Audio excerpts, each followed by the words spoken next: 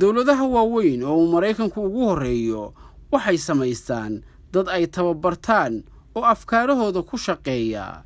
dadkaas yaraantooda ayay sii diyaarsadaan waxayna ka saameeyaan dhinaca waxbarashada. tusaale sawirkan idin muuqdo waxa ku jira 3 qof oo reer Afghanistan waxayna kala yihiin Salmay Khalil Saad, Maxamed Abbas iyo Ashraf Ghani. saddexdooduba Mareykanka ayaa siiyay deeq waxbarasho oo dalkiisa geeyay sanadku markuu ahaa 1957.